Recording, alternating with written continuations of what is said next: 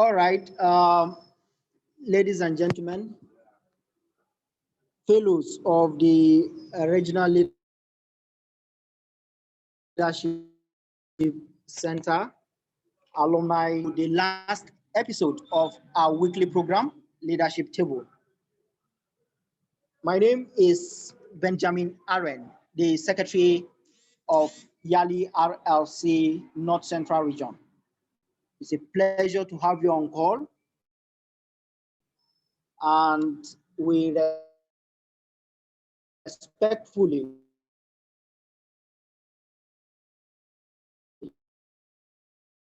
welcome episode of our by the ESCOs of Yali RLC North Central Region. I will be sharing the anchoring responsibility with Dr. Ejike Abali Okun Adeoti, the regional coordinator. Today, we have a distinguished guest of honor, our guest speaker, in the person of Barrister Adebanke Ilori Oyeniyi. Adebanke Ilori Oyeniyi, Esquire, is a lawyer and a development professional. 7 years professional experience spans across politics, inclusive governance, and legislative reforms. Currently, she serves as the executive director of Raising New Voices Initiative, and she is a 2019 Mandela Washington Fellow. Barrister Adebanke sits on the board of various non-governmental organizations. Once again, I welcome you to this episode of Leadership Table. Our guest speaker, ma'am. Are you ready? Yes, good evening, everyone, and thank you so much for this opportunity. I'm really honored to be speaking to such an esteemed group of people on a Saturday evening, for that matter. So thank you so much for the platform. I appreciate the RLC coordinator for North Central and the entire team for this platform, and I will be open to answering whatever questions you may have about my journey so far. Thank you. Much ado, I would like us to begin from here, ma'am.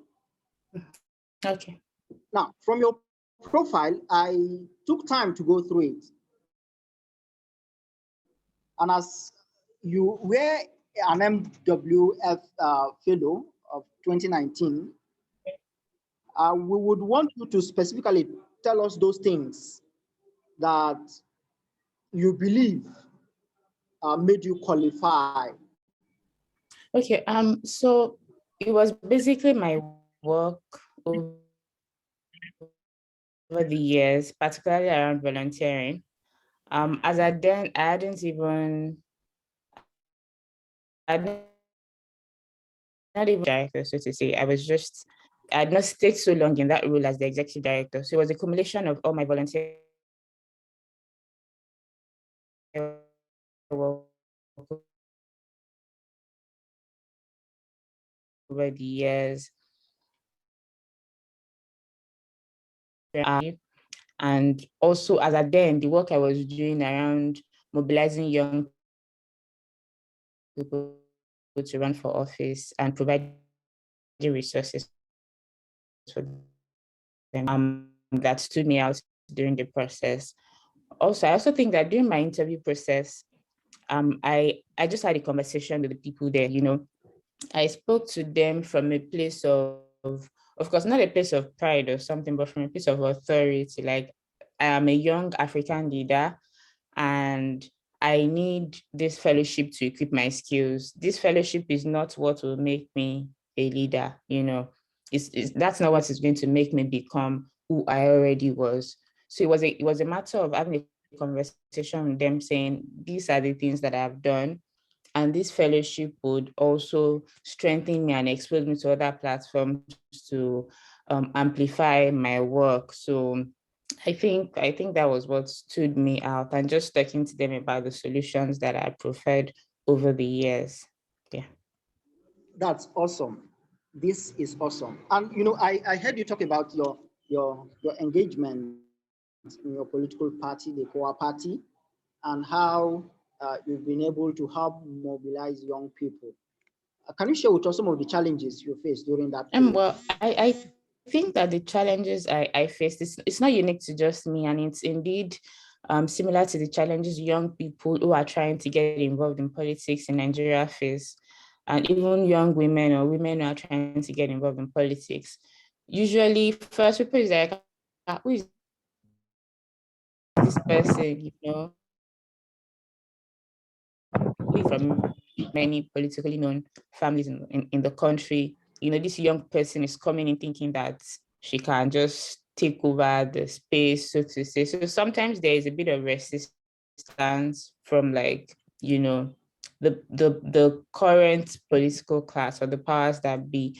But I think that what helps is for you to establish relationships with the older generation, people that can mentor you through that process. For example, for me, someone like Professor Remishonaya has been so influential in just helping me learn the ropes as far as political participation in Nigeria is concerned. So of course, we had to sometimes just make the sacrifices necessary. You'll be very busy, so your youth you wouldn't be able to just go wherever you want to go. You'd have to maybe put in the long hours, travel to other parts of the country, try to engage with the other young people to get them on board, try to see how you can use your scarce resources. Because when I joined Kowa Party, myself and the then national youth leader, in person of Jude Ferrami, we started to do this town hall, Kowa town hall meetings, and we're going from like one part of the country to the other, just trying to look for other young people of similar mindset. So that took a lot. It took a lot of resources. It was a risk because, nobody sent us, so to say. It was just our passion that was driving us. And of course, you just, I think what works for me was finding my own people, the right mentors to put me through, learning more about being diplomatic in your work, and learning how to align other people's interests with yours, showing other people that it's in our best interest to work together as a group of people, irrespective of our party affiliations. For example, when we had the Break the Old campaign in 2019 to crowdfund resources for young people to run, we reached out to people, although I was a member of Kowa Party and a couple of other people on the board were members of Kowa Party. We wanted to promote the youth agenda, most importantly, the capable youth agenda. So it wasn't just about you saying, I'm a young person, so give me this chance. It was about the fact that I have met and worked with capable, competent young people, young Nigerians, who are making waves in different spaces in the society, in fashion, in tech, in medicine, in science. And I know that they are capable young people who would run Nigeria effectively for way less cost, if I may say, at a Wow. cheaper rate, I mean. So it was about providing that opportunity for all of us to come together. So that could be challenging because you have to navigate all the party bureaucracies that may exist, and you have to navigate the challenges or the resistance that might come, cultural resistance for women, for example, like who's this young girl talking to me somehow, in quotes. So those were the issues that I had to face. But I think that anything is hard. Like anything you want to do, nothing will come easy to you. If you want to push for change, it wouldn't come easy, and you just need to keep at it. I'm not there yet. We're all on this journey, this path to progress together as a group. And I think it's important for us to also work with our people, have a core team of people that you bounce ideas off, people who can encourage you and motivate you and inspire you, people that you are not alone. At least if something happens, some people somewhere have your back. So I think those were the things that helped me. Those were the challenges I had. And those were the things that really that is helping me on my journey, because I cannot claim to have arrived, as we say. Yeah. That's fantastic.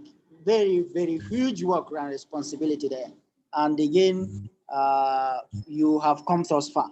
Thank you. We'll come back to this, politics again, but this time I would want to know, do you think MWF and other fellowship are actually impacting lives? Yes, maybe you share from your personal Yeah. experience. Yes, I mean, absolutely. I think that, the yearly program itself has been such a tremendous experience for me as an individual and for a lot of other young people, because I knew I had interest in a number of things. So I am someone who is a part of the Yearly Network Abuja.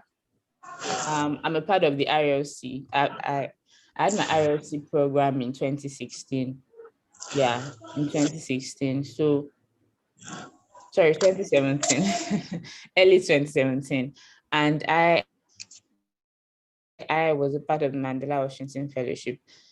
It equips you with the skills that you need to network of people to work with. Talking based on my personal experience, as a lawyer, for example, during the Mandela Washington program, I met other young lawyers from other parts of Africa, and that really expanded my horizon, that expanded my area of influence. So sometimes clients will say, oh, we want to register business in Tanzania. Do you have somebody there?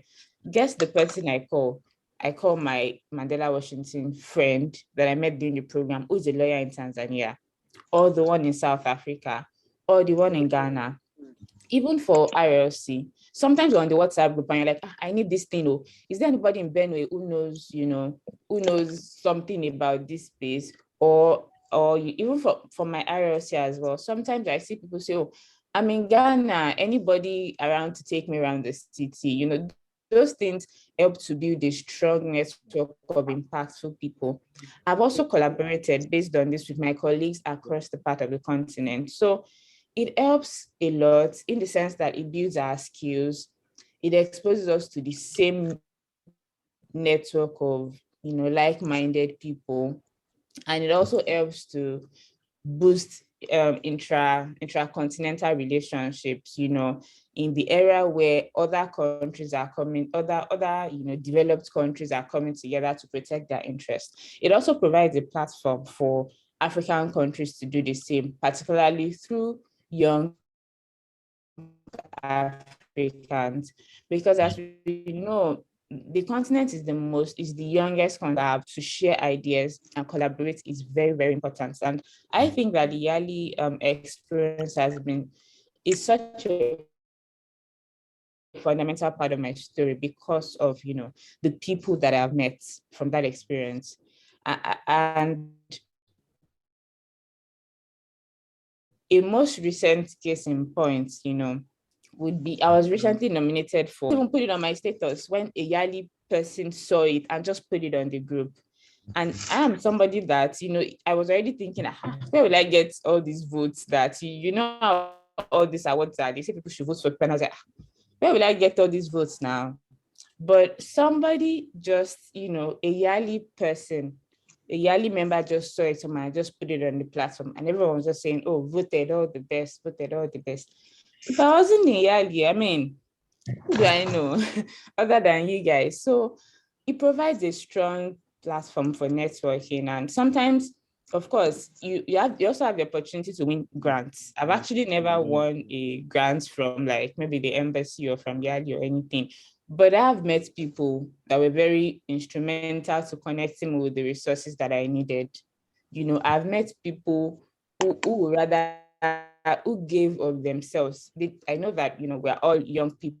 we have experiences and we have experiences that we can share.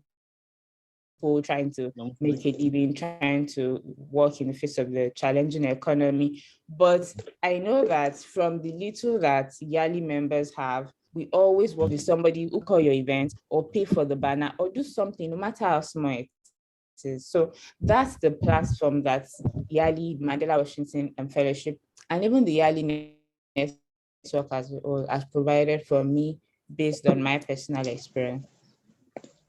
Wow, I can say this is so much. Thanks for sharing your personal experience with some of us. Grooming, I believe, we will grow better. You know, I said earlier that we'll be coming back to the politics and how it is being run. Now, I have this particular feeling. You know, there has been this cry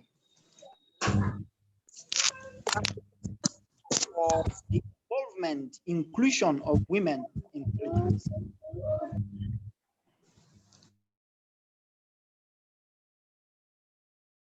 Now,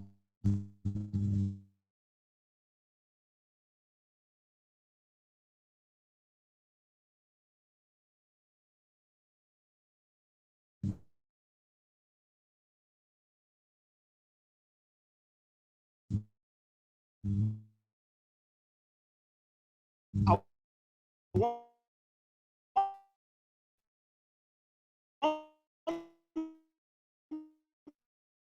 How decisions affect women. And I'd like to give an example.